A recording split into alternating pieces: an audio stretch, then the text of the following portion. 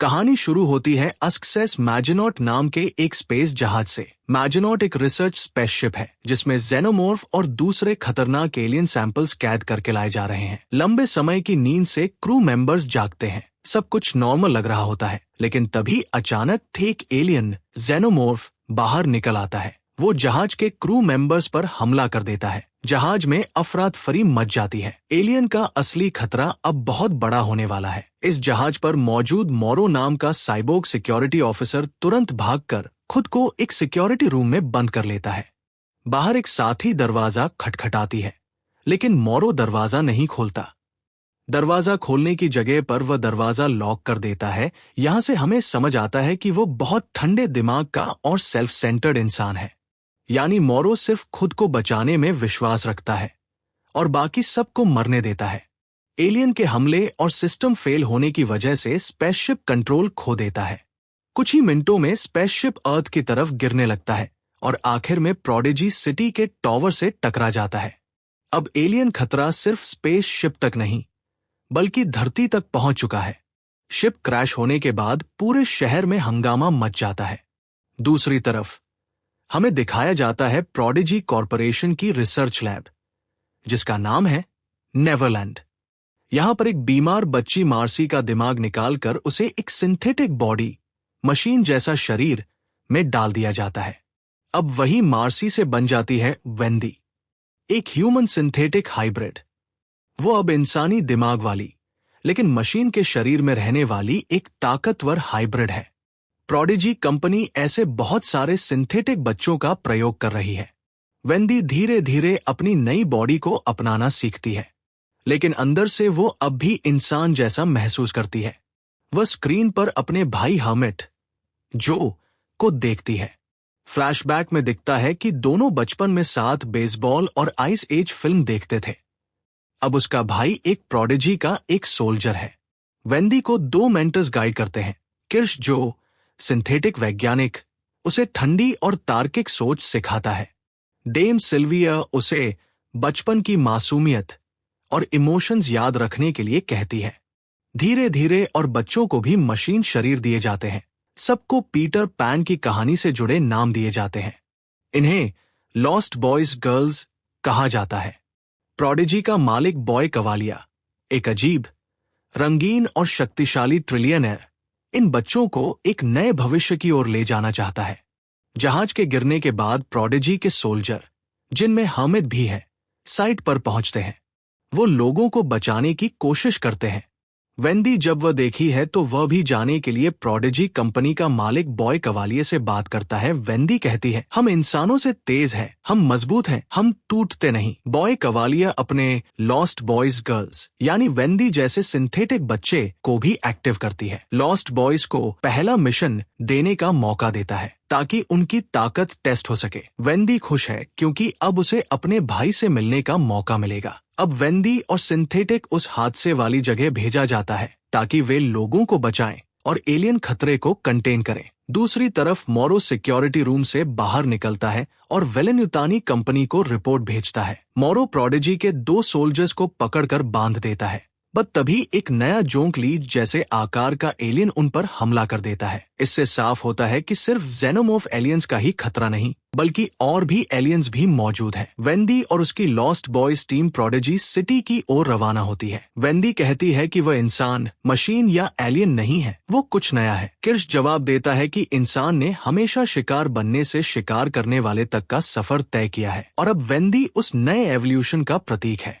इधर हर्मिट और उसकी टीम स्पेसशिप के लैब में पहुंचता है। वहां फर्श पर एक औरत की लाश पड़ी होती है। उसका मुंह इतना खुला है जैसे वह डेंटिस्ट के पास बैठी हो। हर्मिट कहता है, लगता है इसकी मौत दम घुटने से हुई है, लेकिन असली वजह कुछ और ही होती है। उस औरत की आंखों से खून बह रहा था। साफ दिख रहा था कि उसकी मौत किसी अजीब और अलौकिक तरीके से हुई है। फिर हर्मिट दूसरी तरफ देखता है। वहां एक आदमी ऑपरेशन टेबल पर पड़ा होता है। उसका पेट पूरी तरह फटा हुआ था, जो कहता है इसके पेट के अंदर अजीब तरह की विदेशी चीजें भरी हुई थी। टीम का एक सदस्य डरते हुए पूछता है, विदेशी मतलब क्या होता है? हामिद जवाब देता है, है एलियन। जैसे ही टीम स्पेसशिप के अंदर आगे बढ़ती है, स्पेसशिप में आग भड़क उठी और सभी टूटती सीढ़ियों से कूदने लगे। लेकिन असली खतरा अभी बाकी था। काली छाया से निकलकर जेनोमॉर्फ ने हमला कर दिया। हर्मिट आखिरी में कूदने वाला था। जेनोमॉर्फ ने उसे धक्का देकर नीचे गिरा दिया। वो किसी तरह जान बचाकर लिफ्ट तक पहुंचता है, जहां छिपकर मदद के लिए इमरजेंसी कॉल करता है। आखिरकार हर्मिट की मुलाकात अपने साथी सिक्योरिटी ऑफिसर बर्जरफेल से होती है। दोनों तुरंत मिलकर उस मंजिल के आखिरी अपार्टमेंट को खाली कराने की कोशिश करता है। लेकिन वहीं एक अमीर आदमी था। उसे कुछ भी गड़बड़ महसूस ही नहीं हो रही थी। उसकी आलीशान पार्टी चल रही थी और उसने साफ कह दिया और वो कहीं नहीं जाएगा। मतलब जान बचाने का मौका था, लेकिन उसे अपनी शानो शौकत और पार्टी ज्यादा प्यारी थी। लेकिन तभी अचानक एक जेनोमॉर्फ बर्जरफेल्ड पर टूट पड़ता है। उसकी दर्दनाक चीख पूरे फ्लोर में गूंज उठाता है और उसी आवाज से पार्टी वाला आदमी दरवाजा दोबारा खोलता है। दरवाजा खुलते ही जेनोमॉर्फ सीधे उस आलीशान पार्टी में घुस जाता है और कुछ ही सेकंड में वो जेनोमॉर्फ पार्टी में मौजूद लोगों को बेरहमी से अपना शिकार बना लेता है। इसी अफरा तफरी में हर्मिट भी बुरी तरह पिट जाता है, हले उस खतरनाक जेनोमॉर्फ के हाथों। हर्मिट पर जेनोमॉर्फ हमला करता है। उसी टाइम मोरो हर्मिट को बचाता है, फिर दोनों को बेहोश कर देता है। बट मोरो का असल मकसद है एलियन को वापस लेकर जाना। एलियन को पकड़कर अपने मालिक वेलन-युतानी के पास पहुंचाना चाहता है। कहानी में नया किरदार आप सोच रहे होंगे वेलन-युतानी कौन है, मैं बता देना चाहता हूँ। मोरो जिसके लिए काम करता है। और ये स्पेस जहाज जो क्रैश हुआ है वो उसी का स्पेस जहाज है। जब हर्मिट को होश आता है वो खुद को एक शानदार घर में पाता है, लेकिन चारों ओर बिखरे पड़े हैं इंसानों के क्षत विक्षत शव। और वहीं उसकी नजर पड़ती है एक रेगी जैक्सन के साइन वाला बेसबॉल देखता है। अब सीन शिफ्ट होता है कुछ दिन पहले से। वेंदी को उसके मालिक बॉय कवालिया प्रोडिजी वालों ने नेवरलैंड आइलैंड से हर्मिट पर नजर रखने की इजाजत दे रखी है, क्योंकि हर्मिट भी प्रोडिजी का ही कर्मचारी है। उस पर हर समय सख्त निगरानी रखी जाती है। लेकिन वेंदी अलग थी। जब भी उसे मौका मिलता वो अपनी अजीब और अलौकिक ताकत से आसपास लगे वीडियो स्क्रीन में छेड़छाड़ कर लेती और इस तरह वो देख पाती थी कि उसका भाई हर्मिट क्या कर रहा है। इसी तरह उसे पता चला कि हर्मिट अपने कॉन्ट्रैक्ट खत्म होने से पहले ही प्रोडिजी से इस्तीफा देना चाहता था। उसका सपना था मंगल ग्रह के मेडिकल स्कूल में जाना और अपने पिता से किया वादा पूरा करना। लेकिन यहाँ वेंडी ने ऐसा काम कर दिया जिसने सबको हैरान कर दिया। उसने अपनी सामान्य तकनीकी क्षमताओं से कहीं आगे बढ़कर प्रोडिजी के ह्यूमन रिसोर्स सिस्टम से सीधा छेड़छाड़ की। उसने हर्मिट का इस्तीफा अस्वीकार कर दिया और सबको चौंका डाला। हालांकि किसी को पता नहीं था कि वेंडी ऐसा भी कंट्रोल कर सकती है। वेंडी को अपने भाई के लिए इस कदम का पछतावा है। अब दुर्घटनाग्रस्त जगह पर पहुंचने के बाद जहाज के अंदर किर्श और उसकी टीम का सामना एक और अजीब गैर स्थलीय जीव से होता है। देखने में तो वो फूलों की कली जैसा लगता है, लेकिन वो जिंदा दिल की तरह धड़क रहा था। किर्श अपनी टीम को बोलता है सतर्क रहने के लिए, लेकिन किर्श वो अलग ही किस्म का इंसान है। उसने तो अपनी बाह में लगी गांठ का इस्तेमाल करके सीधे मैजनॉट के कंप्यूटर सिस्टम में हैक करके पूरी जानकारी को एनालाइज करता है। दूसरी तरफ हम देखते हैं बॉय कवालिया वेलन-युतानी के सीईओ के साथ बिजनेस कॉल के दौरान। उसका स्टाइल ही अलग था। वो अपने वीडियो टैबलेट को पैरों से ऊपर उठाकर पकड़े बैठा था। दृश्य इतना अजीब था कि वो किसी हीरे की खदान में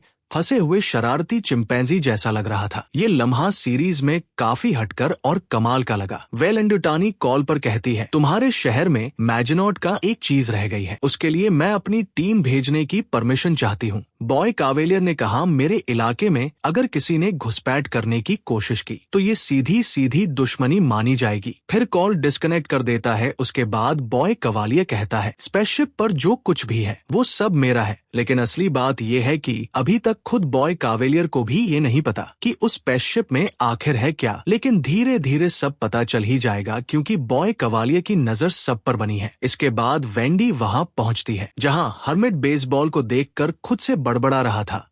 अपने बचपन और अपने पिताजी को याद करते हुए वो सोच रहा था कि कैसे उसके पिता ने उसके बेसबॉल के शौक को हमेशा बढ़ावा दिया था। वेंडी पूछती है, तुम किससे बात कर रहे हो? हर्मिट धीमे से जवाब देता है, मेरे पिताजी से। ये सुनते ही वेंडी का चेहरा खिल उठता है। वो उत्साहित होकर कहती है, तुम पिताजी से बात करते हो? ये पल वेंडी के लिए सच में दिल को छू लेने वाला है। समझाना मुश्किल है कि क्यों, लेकिन हर्मिट के लिए वेंडी का सामने आना आसान नहीं था। आखिरी बार जब उसने अपनी बहन वेन को देखा था वो सिर्फ मार्सी नाम की एक छोटी बच्ची थी जो बाद में उसकी जानकारी के मुताबिक मर चुकी थी। इसलिए जब वेंडी उसे समझाने की कोशिश करती है कि वो कौन है, हर्मिट थोड़ी मायूसी से कहता है, लेकिन मैं तो तुम्हारे अंतिम संस्कार में गया था। अब जरा इस सीन को वेंडी की नजर से सोचिए। उसके लिए अपने इंसानी पक्ष से जुड़े रहने का सबसे बड़ा सहारा है उसका भाई और उनके बचपन की यादें, वो यादें जिन्हें उसने अपने मानव जीवन में बिताए गए याद आता है। और अब ये जानना कि हर्मिट भी अपने पिता और मार्सी को याद करता है, वेंडी के लिए बेहद सुकून देने वाला था। ये उसे याद दिलाता है कि उसका जिंदा व्यक्तित्व किसी मशीन की देन नहीं है, बल्कि वो कभी सचमुच एक असली इंसान थी। लेकिन अपनी बहन से मिलकर हर्मिट को थोड़ी राहत भी मिलती है। दूसरी तरफ देखते हैं,